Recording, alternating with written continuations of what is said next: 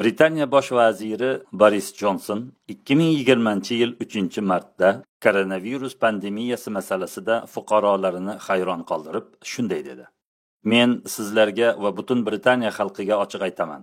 Juda ko'p oilalar pandemiya tugashidan oldin o'z yaqinlarini yo'qotadilar." Britaniya hukumatining katta maslahatchisi Patrik Vallans jamoaviy immunitetga yetgunga qadar koronavirus Birlashgan Qirollik aholisining taxminan 40 millionga, ya'ni aholining 60% ga yuqishi mumkinligini aytdi. Amerikada chiqadigan Foreign Policy jurnali hisobotida bildirilishicha, Johnson hukumati virusning yoyilishiga yo'l berish orqali immunitetni yaratish strategiyasi muvaffaqiyatsizlikka uchraganini tan olgan. Xalqaro sog'liqni saqlash bosh direktori Tedros Ghebreyesus bunday dedi: "Mamlakatlar virusni to'xtatib qolishdan uning oqibatlarini yumshatishga o'tishi kerak degan g'oya noto'g'ri va xavflidir." Kapitalistik hazorat falsafasi doirasida Britaniya olib borgan jamoaviy immunitet siyosatining pinhoniy tomoni nimadan iborat? Nima uchun Britaniya bu siyosatda muvaffaqiyatsizlikka uchrab ortga chekindi? Biz kapitalistik hazoratning asosiy tushunchalarini ko'rib chiqish orqali bu savolga javob berishga harakat qilamiz. Ushbu maqolada kapitalizmning ildiz va poydevori yaroqsiz ekanligi, chunki u darvinizmning tabiiy huquq nazariyasi va evolyutsiya xomxayolidan kelib chiqqan hayot haqidagi ko'z qarashiga asoslanganligi yoritib o'tilgan. Ushbu darvinizm ko'z qarashi bir qator g'arb mufakkirlari, xususan kapitalistik iqtisod qoidalari avtori ingliz mufakkiri Adam Smithning fikrlarida kuzatilgan. Shuningdek, uning ildizlarini ilohiy huquq nazariyasiga alternativa sifatida taqdim etilgan tabiiy huquq, ijtimoiy shartnoma va davlatning paydo bo'lishi nazariyasi egalarida ham kuzatish mumkin. Bularga Thomas Hobbes, John Locke, Jean-Jacques Rousseau, Robert Malthuslar misol bo'ladi. Kapitalizmning darvinizmga asoslangan hayot haqidagi ko'z qarashi Charles Darwinda sayqallashdi. Keyinroq ayni shu ko'z qarashdan ijtimoiy darvinizm kelib chiqdi. Ushbu maqolada kapitalistik hazoratning darvinizm, tabiiy huquq va ilmoniylik tushunchalari natijalariga asoslanganligi jihatidan yaroqsiz ekani, shuningdek, ushbu fikriy qoidadan balqib chiqqan nizomlarni tatbiq qilishi jihatidan yaroqsizligi bayon qilingan. Hayot haqidagi darvinizm nazariyasining yaroqsizligi u asoslangan asos poydevorining yaroqsizligiga, shuningdek, kapitalistik hazoratdan kelib chiqqan natijalarning yaroqsizligiga borib taqaladi. Zero bu hazorat odamlar turmushini buzishi, so'ng ruhiy iztirobni keltirib chiqarishi hamda insonni baxtli qilish o'rniga baxtsizlikka uchratishi jihatidan hamon butun insoniyat uchun xavfli bo'lib qolmoqda. Darvinizmga asoslangan kapitalizmning hayotga bo'lgan ko'z qarashi siyosiy, ijtimoiy va iqtisodiy buzilishlarni, urush va mojarolarni, shuningdek, irqchilik, millatchilik va boshqa yovuzliklarni keltirib chiqardi. Hatto ba'zi g'arb kapitalistlarining o'zlari bu ko'z qarashning, ayniqsa natsizm va fashizm kabi Yevropa irqchiligi g'oyalarini avj oldirgan ijtimoiy darvinizmning razil va jinoiy ko'z qarash ekaniga ishora qilishgan. Ushbu maqolada hayotga bo'lgan buzuq darvinizm ko'z qarashi kapitalizmning barcha g'oya va nizomlarida aylanib yuradigan ruh ekanligini bayon qilishga harakat qilamiz. Bu bilan ayrim davlatlar tomonidan bir xil sharoitni boshdan kechirayotgan tibbiyot sohasida nima uchun jamoaviy immunitet siyosati qabul qilinganini anglab yetish mumkin. Keyin namuna sifatida qabul qilingan ushbu siyosatning nega muvaffaqiyatsizlikka uchraganini, shuningdek, nima uchun Britaniya va Amerika ushbu siyosatdan ortga chekinganini ham anglab yetishimiz mumkin. Yakuniy xulosa shuki, modomiki ushbu yovuz kapitalistik ruh tak tomiri bilan yo'q qilinmas ekan, bashariyat buzilishdan aslo qutula olmaydi. Ayniqsa, darvinizm faqat ijtimoiy darvinizmgagina cheklanib qolmadi, balki undan o'tib hayotning umumiy nazariyasiga hamda kapitalistik hazoratning butun tanasida aylanib yuradigan ruhga aylandi. Ijtimoiy darvinizm kapitalizmning eng xunuk va buzuq yuzidir. Ijtimoiy darvinizm ingliz biologi Charles Darwin tirik mavjudotlarning evolyutsiyasi hamda ularning to'qnashuvida moslashishi va tirik qolish qobiliyati xurofotini talqin qilishda ilgari surgan tabiiy tanlanish qonuniga asoslanib paydo bo'lgan. Gerbert Spencer va Walter Bagehot kabi ijtimoiy darvinistlar Darwin nazariyasiga hamda tabiiy tanlanish qonuniga asoslanib insoniyat irqlari orasidagi tanlangan elita boshqa qoloq irqlardan ustun bo'ladi degan g'oyani ilgari suradilar. Spencer insoniyatning ba'zi sinflari boshqa qoloqlashgan sinflarga solishtirganda moslashishga hamda iqtisodiy va ilmiy jihatdan rivojlanishga qodir bo'ladi deb hisoblab, ustozi Darwin va ustozining ustozi Malthusning yo'lini davom ettirdi.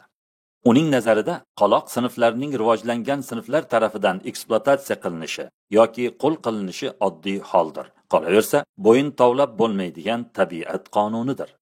Ijtimoiy darvinizm atamasi ilk bor 1879-yili Oskar Schmidtning maqolasida paydo bo'ldi va keyinchalik ingliz tilida so'zlashuvchi dunyoga asta-sekin kirib borib qo'llana boshladi. Amerikalik tarixchi Richard Hofstadter 1949-yili Ikkinchi jahon urushi davrida Amerika tafakkuridagi ijtimoiy darvinizm kitobini nashr qildi. Darwindan oldingi qo'shtirnoq ichidagi ma'rifatparvarlik asridayoq Yevropada ijtimoiy va hazoriy yuksalishga doir nazariyalar keng tarqalgan edi. Biroq shunday bo'lsa-da, ijtimoiy darvinizm Darwinning biologiya sohasidagi evolyutsiya, ziddiyat va eng kuchlilarning tirik qolishi kabi fikrlarini qabul qilish hamda ijtimoiy tadqiqotlar va siyosiy sohalarda qo'llash bilan ajralib turadi. Ijtimoiy darvinizmning hayotga bo'lgan ko'z qarashining buzuqligi va uning razilligi hatto kapitalistlarning o'zlariga ham ochiq ravshandir. Chunki ularning o'zlari ham uni odamlarni irq, rang va tashqi ko'rinishga qarab ajratadigan, urush va nizolarni avj oldiradigan hamda odamlarni ekspluatatsiya qilishga, mustamlaka qilishga va ommaviy qirg'in qilinishiga olib boradigan g'ayriinsoniy irqchilik ko'z qarashi deb biladilar. Barcha yovuzliklar unda mujassam bo'lgani uchun ular undan qutulishga harakat qiladilar va unga qarshi ayovsiz urush qilishga chaqiradilar. Darwin nazariyasi sababli kelib chiqqan tarixiy voqealarning jiddiyligi 19 va 20 asrda siyosiy darvinizm keltirib chiqargan xavfli natijalar Ikkinchi jahon urushi bilan yakuniga yetdi. Kapitalistlar bir-biri bilan kurashgan bu urushda g'olib tomon Germaniya natsizmi, Italiya fashizmi hamda Yevropaning har tarafda yoyilgan o'ngchi irqchilik kabi ijtimoiy darvinizm nazariyasi g'oyalarini ko'tarib chiqqan davlatlarni mag'lub etdi. Shunday qilib, G'arb ijtimoiy va siyosiy darvinizm maktabi g'oyalarining xavfliligini his qilib, unga qarshi kurashishga va uni yo'q qilishga kirishdi. Kapitalistik G'arb o'zi uchun darvinizm g'oyasining xavfli ekanini bilganidan keyin undan voz kechish va unga qarshi kurashish da'vosi bilan chiqdi. Biroq ushbu buzuqlikni ildizidan boshlab ko'rib chiqmadi. Ya'ni ijtimoiy darvinizmning ildizi va paydo bo'lish sabablarini aniqlash orqali undan qutulishga harakat qilmadi. Aksincha, o'ziga katta zarar keltirgan ushbu g'oyaning natijalarini tuzatish bilan kifoyalandi va darvinizmni keltirib chiqargan ildizni qanday bo'lsa shundayligicha qoldirdi. Bu shundan dalolat beradiki, kapitalistik hazorat va uning fikrlash tarzida, xususan sababiyya va teologiyadan uzilib qolgan buzuq fikrlash tarzida hanuzgacha o'ziga xos nuqson bor. Kapitalistik hazoratdan kelib chiqqan iqtisodiy, siyosiy va ijtimoiy fikr va nizomlarni ko'rib chiqadigan bo'lsak, bu sohalarni hanuzgacha darvinizm nazariyasi harakatga keltirayotganini bilamiz. G'arb hanuzgacha kapitalistik iqtisod nizomini qo'llamoqda. Haqiqiy tekshiruvdan so'ng bilamizki, kapitalizmning iqtisod nazariyasi Darwinning hayot haqidagi ayni shu nazariyasiga asoslanadi va uning natijalaridagi xavf siyosiy darvinizm natijalaridagi xavfdan kam emas. Tarix davomida G'arbning o'ziga va butun dunyoga qarshi sodir etilgan yomonlik, jinoyat, adolatsizlik va buzg'unchiliklar Darwinning hayotga bo'lgan ko'z qarashidan kelib chiqqan xatarlar dengizining bir tomchisi xolos. Biroq ushbu kapitalistik hazorat egalari o'z hazoratlari asoslangan poydevorning buzuqligini tan olishni istashmaydi. Chunki ular ushbu hazoratni tatbiq etishda hamda kuch ishlatish, mustamlaka qilish, yolg'on ma'lumotlar tarqatish, o'zlariga qaram bo'lgan malay siyosatchi va mufakkirlar armiyasini ishga solish orqali uni butun dunyoga joriy qilishda katta masofani bosib o'tishdi. Shuning uchun ular buzg'unchi kapitalist to'daning hukmronligi va bu to'daning ushbu sharoitdan foydalanib vaziyatni o'zgartirishni istamayotgani sababli o'z buzg'unchiliklaridan chekinishni xohlashmaydi. Ko'z qarash va hayot nizomining saqlanib qolib davom etishiga ta'sir etayotgan davomiy inersiya, faoliyatsizlik kuchli bo'lgani tufayli kapitalistlar ichkaridan o'zgartirishni boshlashga xohish bildirishmaydi. Shunday qilib, G'arb ikkita jahon urushida ijtimoiy darvinizmdan azob chekkanidan keyin bu g'oyani rad etgan bo'lsa-da, biroq uning saqlanib qolgan ta'siri undan qutulishni qiyin ishga aylantirib qo'ydi. Bu ta'sir liberalizm va kuchli kompaniyalar yordami bilan kuch to'plagan kapitalizm, shuningdek o'zlarini boshqalardan ustun deb bilgan odamlar guruhiga mansublik g'oyasiga asoslangan milliy o'zlik ko'rinishida namoyon bo'ladi. Ularning hazorati tak tomiri bilan yo'q qilinib, yer yuzi uning buzg'unchiligidan tozalanishi uchun ularga boshqa alternativa hazorat kerak.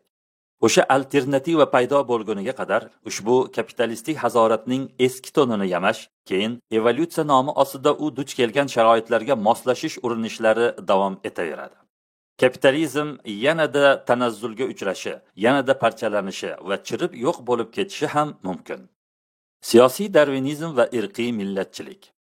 Ijtimoiy darvinizm g'oyasidan siyosiy darvinizm g'oyasi kelib chiqib, Yevropada milliy davlat tushunchasi va irqchilik fikrlari paydo bo'lishiga olib keldi. Chunki millatchilik tuyg'usi biror bir irqiy yoki diniy sinfni boshqa jamoalar va boshqa dinlardan ustun deb biladigan hamda irqchilik urug'ini o'zida ko'tarib yuradigan g'oyaga asoslanadi. Millatchilik g'oyasining ko'tarilishi 19 va 20 asrda Yevropa davlatlari o'rtasida bir nechta urushlar yuz berishiga olib keldi. Millatchi partiyalar hatto shu bugungi kungacha ham kuchayib kelmoqda.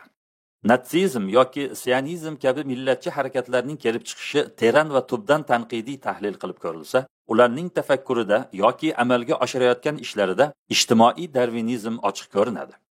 Masalan, natsizm rahbari Gitler nogironlar, kasallar va zaiflarni, shuningdek, yevropalik bo'lmagan irqlarni uning nazdida rivojlanib, atrof muhitga moslasha olmaganliklari uchun yoqib yubordi.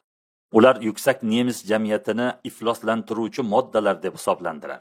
Sionizm harakati fikrida ham ayni shu narsaga guvoh bo'lamiz. Chunki sionizm yahudiylar Allohning tanlangan xalqi bo'lib, ular boshqa xalqlar haqli bo'lmagan narsalarga haqlidir. Chunki Alloh boshqa xalqlarni yahudiylarga xizmat qiluvchi eshak o'rnida yaratgan degan g'oyaga asoslanadi. G'arb darvinizm nazariyasi keltirib chiqargan millatchilik g'oyasini hanuzgacha qabul qilib kelmoqda, hamda millatchilik va millatchilikka asoslangan davlatlar inqirozga uchraganiga qaramay, hamon unga chaqirmoqda. G'arb millatchilik masalasini hal qilishda muvaffaqiyatsizlikka uchradi va yevropaliklar turli millatlar o'rtasida chegara joriy qilish uchun qonli urushlarga kirdi. Millatchilik hamda vatanparvarlik Yevropani kichik davlatchalarga va bo'lingan vatanlarga bo'lib tashladi. Millatchilik va vatanparvarlik robitalari irqchilikning hamda ba'zi irqlarning boshqa irqlardan o'zini ustun deb bilish tuyg'usini namoyon bo'lishidir. Koronavirus pandemiyasi tarqalgan paytda Yevropa davlatlarida va Amerikada shunday holat kuzatildiki, har bir davlat epidemiyaga hamkorlikda qarshi kurashmasdan niqoblarni va respiratorlar kabi tabiiy jihozlarni qo'lga kiritish uchun boshqa davlatlar bilan kurashdi. Bu holat xudbinlikdan hamda har bir mamlakatning xos manfaati ortidan intilishidan kelib chiqdi. Bu darvinizmning tirik qolish uchun kurashish g'oyasi mustahkam o'rnashib qolishi natijasidir. Yevropa markaziyligi va ustunligi hamda uning mustamlakachilikka munosabati. Yevropaliklar, xususan ularning orasidagi mufakkir va siyosatchilar, o'zlarini boshqa xalqlardan ustun deb bilganlari uchun g'arblik kapitalistlar o'zlariga taraqqiyotga ergashgan va rivojlangan odamlar sifatida qaray boshlashdi. Masalan, nemis mufakkiri Max Weber o'zining Protestantlik etikasi va kapitalizm ruhi nomli mashhur kitobida Masihiy protestant bo'lmagan jamiyatlarda kapitalizm bo'lishi mumkin emas deb hisobladi. Bundan dunyoni sivilizatsiyalashgan g'arb dunyosiga va boshqa qoloq xalqlarga bo'lish tushunchasi paydo bo'ldi. Bu tushuncha ular uchun Yevropadan tashqari dunyo xalqlarini mustamlaka qilish huquqini oqlab berdi. Bundan ularning o'zlarini boshqarish imkoniyatiga ega bo'lishlari uchun rivojlanishi kerak bo'lgan xalqlarga mansubligini hamda ularni taraqqiyotga erishtirish uchun g'arb hazoratini ularga berish kerakligini bahona qilishdi. Bundan tashqari ular kelajakda sivilizatsiyalashgan irqlar butun dunyodagi aksar yovvoyi irqlarni yo'q qiladi deb bilishadi. Darvinizmning kapitalistik tafakkurdagi chuqur ildizlari. Kapitalizmning fikr va asoslarini belgilagan yetuk mufakkirlarning asarlarini ko'rib chiqsak, bilamizki, ular hayot haqidagi ko'z qarashlarini bir xil asos va ildizdan kelib chiqib shakllantirishgan. Hayot haqidagi bunday ko'z qarash ingliz biologi Charles Darwinda kamoliga yetgan. Shu bois darvinizmning hayotga bo'lgan ko'z qarashi haqiqatini tushunish uchun Darwin nazariyasiga biroz oydinlik kiritishni ma'qul ko'rdik. Darwin o'z nazariyasida tirik organizmlarning paydo bo'lishi va ularning xilma-xilligini o'z-o'zidan tasodifan paydo bo'luvchi evolyutsiya qonuniga bog'lab tushuntirishga harakat qiladi. Unga ko'ra, eng afzal individlar o'z sifatlarini yashash uchun kurash va eng kuchlilarning tirik qolishi deya nomlangan tabiiy mexanizm orqali kelgusi avlodlarga meros qilib qoldirishi uchun evolyutsiya qonuni ularni tanlab oladi. Demak, Darwin nazariyasi tirik organizmlar o'rtasidagi ziddiyat g'oyasidan kelib chiqadi. Uning fikricha, bu ziddiyat bitta turdagi organizmlar o'rtasida bo'lishining yoki xilma-xil organizmlar o'rtasida yuz berishining farqi yo'q. Darwin nazariyasida da'vo qilinishicha, sinfiy kurashning sababi yoki siri tirik organizmlar sonining ko'payib borishi va tabiat ta'minlab beradigan ozuqa miqdorining cheklanganligidadir. Bu nazariyaga ko'ra, ozuqaning ko'payishi raqamli ketma-ketlik qonuniga muvofiq joriy bo'lgan bir paytda, tirik organizmlar geometrik ketma-ketlik qonuniga muvofiq ko'payadi. Ya'ni, individlar sonining ko'payishi mavjud ozuqa miqdorining ko'payishidan tezroq bo'ladi. Demak, muammo tabiiy resurslarning cheklanganligi hamda ko'plab tirik organizmlarning ushbu resurslar ustidagi kurashidir va bu kurash og'ir sharoitlarda tirik qolish uchun kurashishdir. Bu kurashda eng kuchlilar g'olib bo'ladi, binobarin eng kuchlilar tirik qoladi. Eng kuchlilar boylikni egallab olish quvvatiga ega bo'lganlar va uni himoya qila olganlardir. Ular o'z sifatlarini kelgusi avlodga meros qilib qoldirish uchun tabiat tomonidan tanlab olinadi. Bu qonun tashqi kuchning, ya'ni yaratuvchining aralashuvisiz tirik organizmlarning rivojlanishiga olib keladi. Qolaversa, sodir bo'lgan har bir narsaning sababi ichki tabiiy qonunlardir. Yevropada keyin paydo bo'lgan fikr va nazariyalar Darwin nazariyasiga tayanadi. Darwin nazariyasi unga asoslangan ijtimoiy darvinizm va mustamlakachilik kabi nazariya va fikrlar uchun, shuningdek, natsizm, fashizm va ekstremistik millatchilik kabi irqchilik nazariyalari uchun ishonchli ilmiy qonun hisoblanadi. Shuningdek, u Darwin nazariyasidan oldingi Malthusning aholi soni nazariyasi hamda Adam Smithning siyosiy iqtisod nazariyasi kabi fikrlar uchun ham qonuniy ilmiy yo'nalish bo'lib qoldi. Ushbu maqolada biz kapitalistik ilmoniylik maktabi tayangan asoslarni, shuningdek unga ergashgan iqtisodiy, ijtimoiy va siyosiy nazariyalarni hamda undan kelib chiqqan barcha nizomlarni Darwinizmning hayotga bo'lgan ko'zqarashi deb nomlaymiz. Bu bilan buni Darwin paydo qilgan va unga asos solgan demoqchi emasmiz.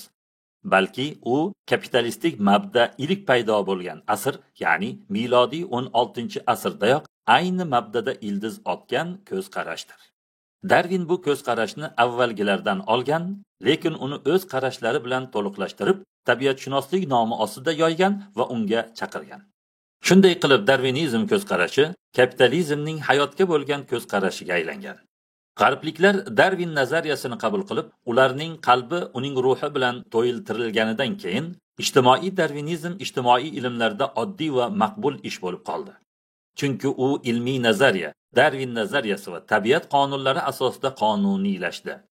Darwinizm nazariyasidan natsizm va fashizm kabi ko'plab irqchilik fikrlari kelib chiqdi. Sotsialistik va eksistensial falsafalar, Nietzsche falsafasi, shuningdek Freudning psixologik nazariyalari va ba'zi adabiy yo'nalishlar Darwinizm nazariyasidan ta'sirlandi. Bu nazariya kapitalistik iqtisodga ham xizmat qilib, uni tabiatshunoslik fani va uning qonunlari orqali qo'llab-quvvatlandi.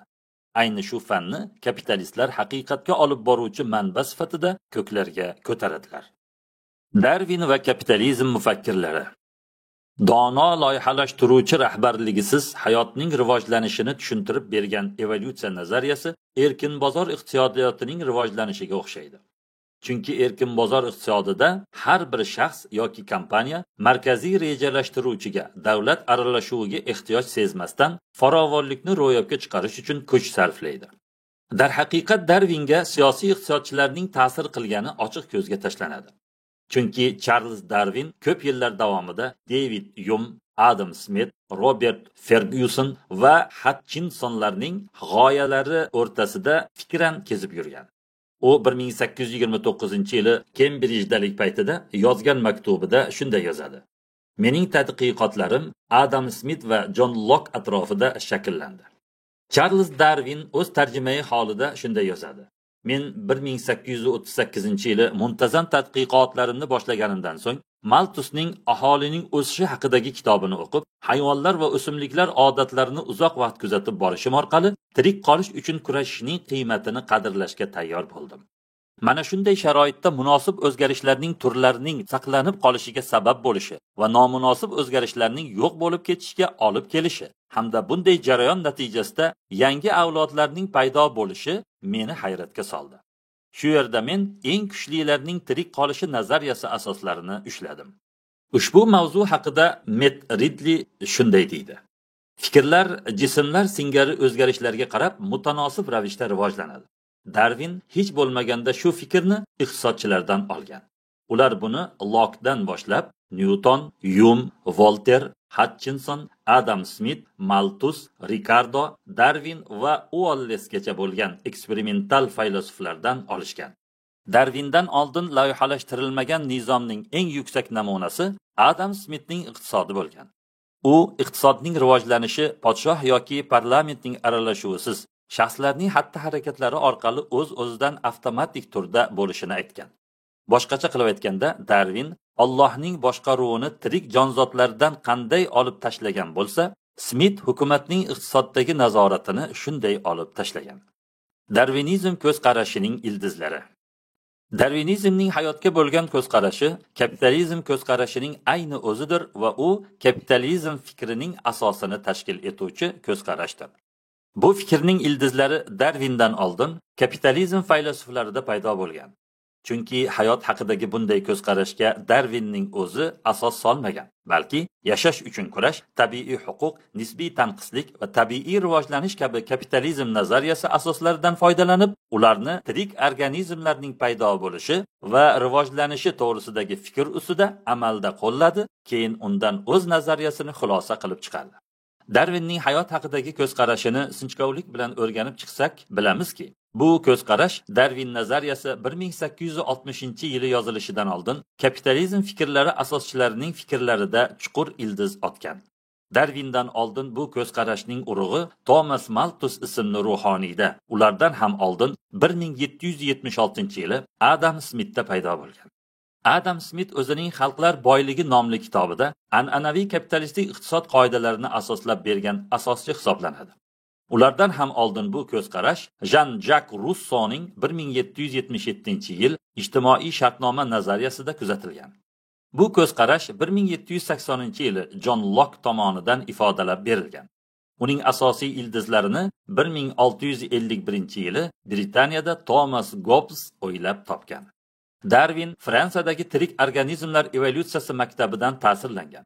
Ma'lumki, ushbu maktabga fransuz George de Buffon 1778-yili asos solgan. De Buffondan ta'sirlangan tabiatshunos olimlardan biri Jean Lamarckdir. Evolyutsiya nazariyasi uning nomi bilan Lamarckizm deb atalgan. Lamarckning 1820-yili nashr etilgan Umurtqasiz hayvonlarning tabiiy tarixi nomli kitobi bor. Sinfiy kurash va evolyutsiya nazariyasi. Marks o'zi yashagan muhit ta'sirida yetishgan Yevropa mufakkiridir. Sinfiy kurash va tabiiy rivojlanish nazariyasi 19-asrda Darwin yashagan davrda buyuk sotsialist mufakkir Karl Marx va uning ustozi Gegelda yana qayta paydo bo'ldi. Darwin o'zining Darwinizm nazariyasini 1860-yili biologiya sohasida qo'llaganidek, Marx ham o'sha paytda insonlar ustidan hukmronlik qilgan ayni shu ko'z qarash va ayni shu fikrlardan foydalangan. Marx shunga asoslanib, tarix harakati, sinfiy kurash va jamiyatlarning rivojlanishi haqida o'z nazariyasini ishlab chiqdi va u 1848-yili tarixiy materializm deya nomlandi. Shu bois Yevropadagi kapitalistik fikriy harakatning rivojlanish yo'nalishiga e'tibor qaratadigan bo'lsak, shu narsa ayon bo'ladiki, Marksning tarixiy materializmi tarixiy jihatdan o'sha yo'nalishning bir qismi hisoblanadi. Undan ajragan narsa emas. Zero Marx o'zining fikriy takliflarini Yevropacha uslubda keltiradi va fikrlari ham uning bir bo'lagi. Bu narsa ushbu g'oyalar bayrog'ini ko'tarib unga chaqiradigan va uni tarixiy harakatni talqin qila oladigan ilm deb biladiganlarga bir ogohlantiruvdir. Chunki kommunistik g'oyalarning haqiqati va ildizlari buzuq darvinizmga asoslangan Yevropadagi kapitalistik fikriy rivojlanishning bir natijasi xolos. Evolyutsiya nazariyasining qulashi. Kapitalistlar, shu jumladan sotsialistlarning hayot haqidagi darvinizm ko'zqarashini hamda uning ilmiy asosini, ya'ni Darvin nazariyasini himoya qilishga jon jahdi bilan harakat qilishi ajablanarli emas. Rivojlantirish va modernizatsiya qilish nomi ostida Darvin nazariyasiga tuzatish kiritish hamda biologiya sohasidagi so'nggi o'zgartirishlarga uni moslashtirish urinishlarida, ayniqsa biologiyada irsiyat siri kashf etilib, an'anaviy Darvin nazariyasining yaroqsizligi va ilmiy jihatdan qulagani ko'ringanidan keyin umidsizlik sezilmoqda. Chunki tirik organizmdagi mavjud sifatlarning Darvin ilgari surgan yashash uchun kurashish, eng kuchlilarning tirik qolishi va tabiiy tanlanishga doir da'volarga aslo bo'ysunmasligi olimlarga ma'lum bo'ldi. Ma'lum bo'lishicha, xromosomalardan iborat tirik organizmlarning genetik xususiyatlarini boshqaradigan, organizmlar mohiyatiga xos bo'lgan ichki qonunlar mavjud. Tanadagi a'zolarning hamda tirik organizmdagi barcha xususiyatlarning shakllanishi shu qonunga muvofiq bo'ladi. Bu xususiyatlarning Darvin da'vo qilgan tashqi sharoitlarga hech qanday aloqasi yo'q. Shunday qilib, G'arb va Sharq olimlariga ushbu nazariyaning yaroqsizligini ilm-fanning o'zi ko'rsatib berdi. Ushbu nazariya tayangan asoslarning yaroqsizligi ilmiy jihatdan isbotlangan bo'lgani uchun unga asoslangan barcha nazariya va fikrlar ham ilmiy nuqtai nazardan olib qaraganda yaroqsiz bo'ladi. Ayniqsa, kapitalistlarning hisoblashicha yagona murojaat qilinadigan manba tabiat qonunlari bo'lib, ushbu qonunlarga zid bo'lgan narsa yaroqsizdir. Shunday ekan, ular darvinizmga asoslangan barcha ijtimoiy fanlarni, shuningdek kapitalistik iqtisodni yo'q qilishlari kerak. Ular buni qilishadimi? Yo'q, aslo bunday qilishmaydi. Aksincha, o'z hazoratlari, fikrlari, nazariya va nizomlariga ularning yaroqsizligi fosh bo'lib qolganidan keyin ham mahkamroq yopishishadi. Ularning qiladigan asosiy ishi rivojlantirish va modernizatsiya qilish nomi ostida bularga tuzatish kiritishdir.